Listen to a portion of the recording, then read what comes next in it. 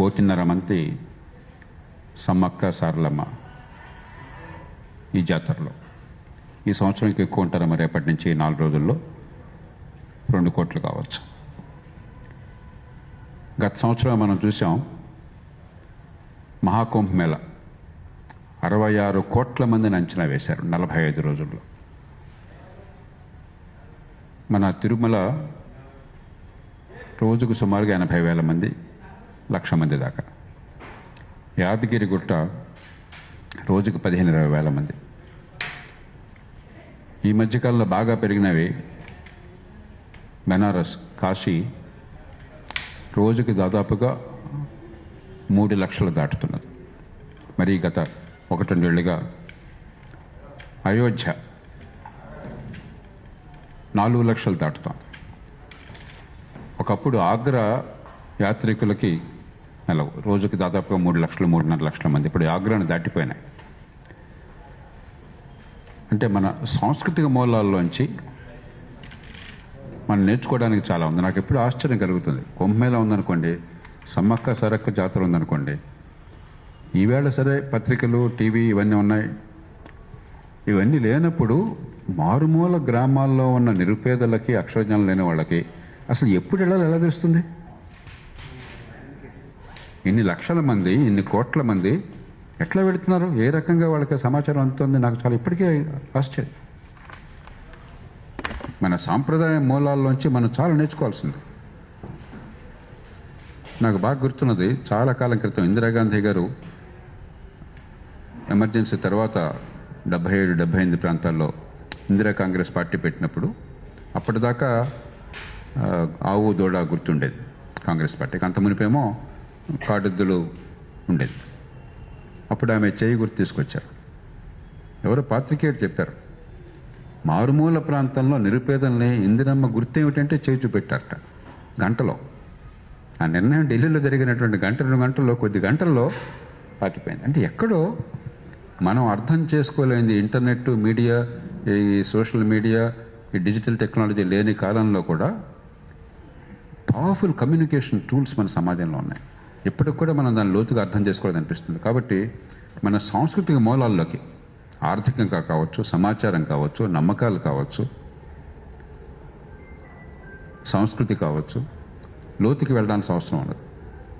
ఆ ప్రయత్నాన్ని మనసారా అభినందిస్తున్నాం. ఇక సమ్మక్క సారలక్క కథ మనకు చాలామందికి తెలుసు.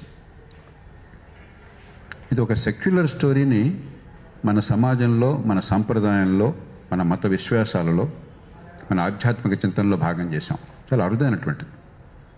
ఎప్పుడో 13వ శతాబ్దంలో పన్నులు ఎక్కువ పెంచినందుకు కారణంగా ప్రతిఘటించినటువంటి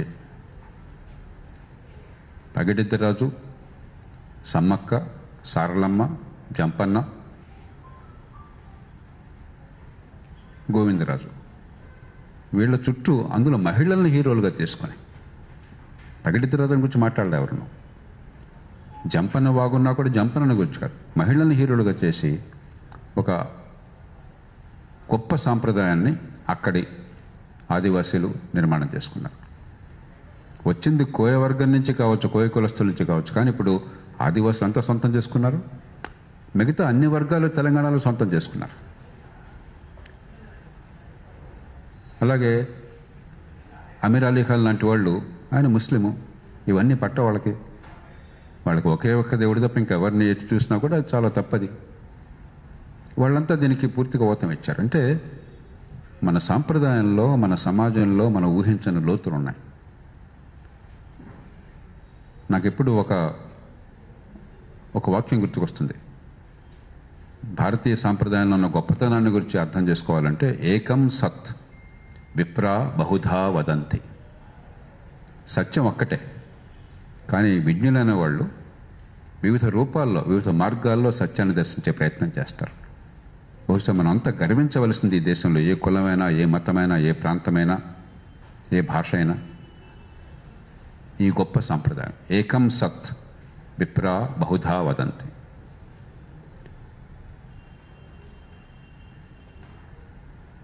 నాకు ఇంకోటి నచ్చిన కారణం ఏంటంటే, మన దేశంలో చరిత్ర, సాంప్రదాయం అంటే మనకి ఎప్పుడు మౌర్య సామ్రాజ్యము. ఖచ్చితంగా అశోకుడిని నేను చాలా గౌరవిస్తాను. నా దృష్టిలో అశోకుడు ప్రపంచ చరిత్రలో అత్యద్భుతమైన వ్యక్తుల్లో ఒకడు, గౌతమ బుద్ధుడిలాగా.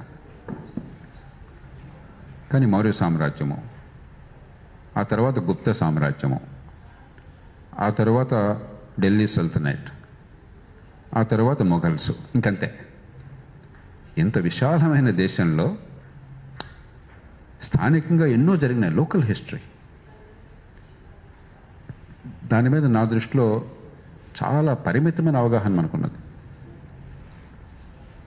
చివరికి చోళుల్ని గురించి కొంత చర్చ జరిగినా కూడా ఒక అద్భుతమైన యుగం ఇప్పటికి కూడా మన సమాజంలో చోళుల ప్రభావం మనకు తెలియదు. ఇప్పటికీ విజయనగర ప్రభావం మనకి సరిగ్గా తెలియదు. ఏదో ఊరికే 1520లో కృష్ణదేవరాయలు వచ్చాడు, 1540లో చనిపోయినాడు, అయిపోయింది. అంతకుమించి మనం పెద్దగా లోతుకెళ్ళ. 1510-30 అనుకుంటాం, 1510-1530 అనుకుంటాం. రామరాయలు 1565లో తల్లికోటలో పోయింది. స్థానికంగా అది తెలంగాణ కావచ్చు, కోస్తాంధ్ర కావచ్చు, రాయలసీమ కావచ్చు, తమిళనాడు కావచ్చు, కర్ణాటక కావచ్చు, లోతైన చరిత్ర ఉన్నది, శతాబ్దాల చరిత్ర ఉన్నది, సంస్కృతి ఉన్నది. ఆ సంస్కృతి సమన్వయం జరిగింది. దాని గురించి మరింత అవగాహన అవసరం. ఎలాంటి పరిశోధనా పత్రాలు, ఒక రకంగా నా దృష్టిలో పరిశోధనా పత్రాలు ఆ ప్రయత్నాన్ని చేస్తారని ఆశిస్తున్నాను.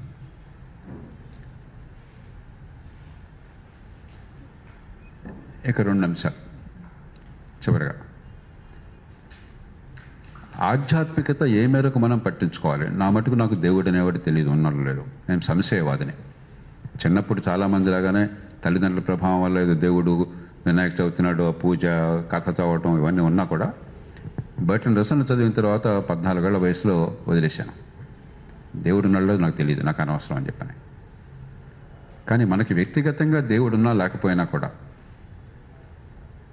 ఆధ్యాత్మికత ప్రభావం ఈ సమాజం మీద అద్భుతంగా ఉన్నది. కుల మతాలకి, ప్రాంతాలకు అతీతంగా, మతానికి అతీతమైన ధర్మం అధర్మం అన్న భావన, ధర్మ నిరతి ఈ సమాజంలో పుష్కలంగా ఉంది. అది ఉంది కాబట్టే కొద్దిమంది మీద కూర్చున్నా కూడా ఇవాళ ఎవరో గోండాలు వచ్చి ఇక్కడికి ఆడవాళ్ళు చేస్తారని కానీ, నేరాలు జరుగుతాయని కానీ భయం మనకు లేదు.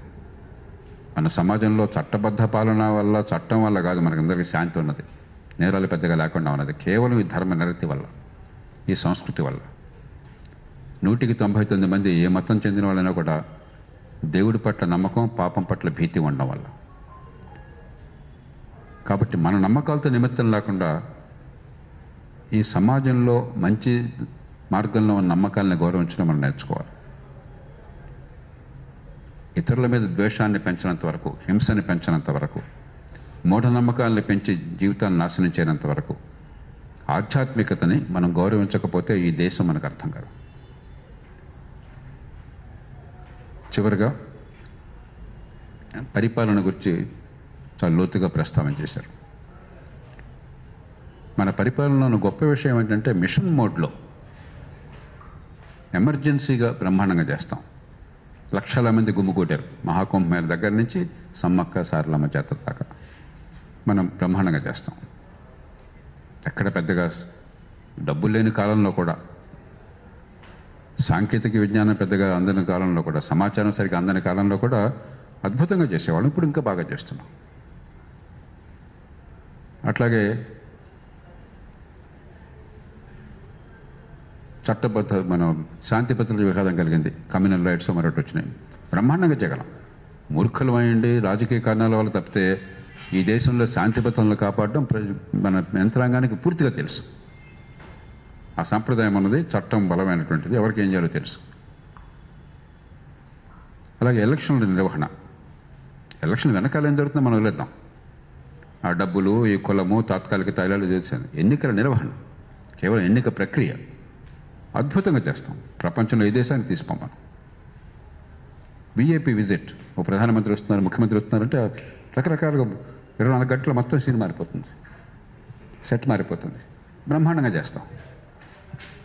మన సమస్య మామూలు పరిపాలనలో ప్రజలకు సేవలు అందించడంలో చాలా చెత్తగా ఉంటుంది. ఇక్కడ ఇంత సామర్థ్యం, ఇక్కడ ఇంతటి అసమర్థత, ఇంతటి అనాసక్తత, ఈ రెంటికి మధ్య చాలా కొట్టొచ్చినటువంటి తేడా. డబ్బు గురించి ప్రస్తావించారు మల్లికార్జున. 100-150 కోట్లు నథింగ్.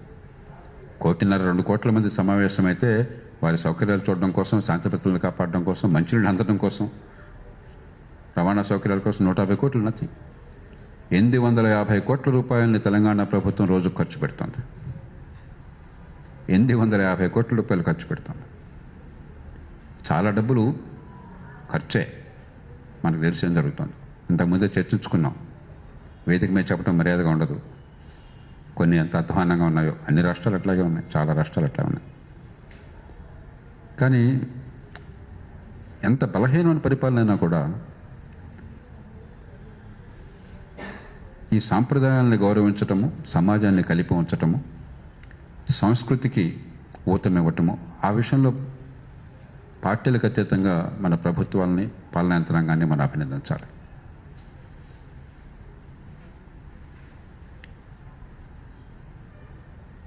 ఇంతకంటే ఎక్కువ చెప్పేది లేదు. నేను మళ్ళీ కోరేది, ఇలాంటి రచనల నుంచి స్ఫూర్తిని పొంది, పరిశోధకుల నుంచి స్ఫూర్తిని పొంది, మన విశ్వవిద్యాలయాల్లో మరింత లోతైనటువంటి అధ్యయనం, మన సాంస్కృతిక మూలాలను గురించి, మన చరిత్రను గురించి, మన సమాజాన్ని గురించి, మన అవసరాలను గురించి, మన అలవాట్లను గురించి, మన భవిష్యత్తును గురించి మరింత లోతైన పరిశోధన జరుగుతుందని చెప్పని, ఎప్పుడు అరువు తెచ్చుకుని ఆ దేశాల మన్నన కోసం చూడడం కాకుండా మనం ఆత్మవిశ్వాసాన్ని పెంచుకుంటామని ఆశిస్తున్నాను. దానిలో కీలకమైనటువంటి పాత్ర పోషించిన డాక్టర్ మల్లికార్జున మనసారా అభినందిస్తూ, మీ అందరికీ నమస్కరిస్తూ నేను సెలవు తీసుకుంటున్నాను.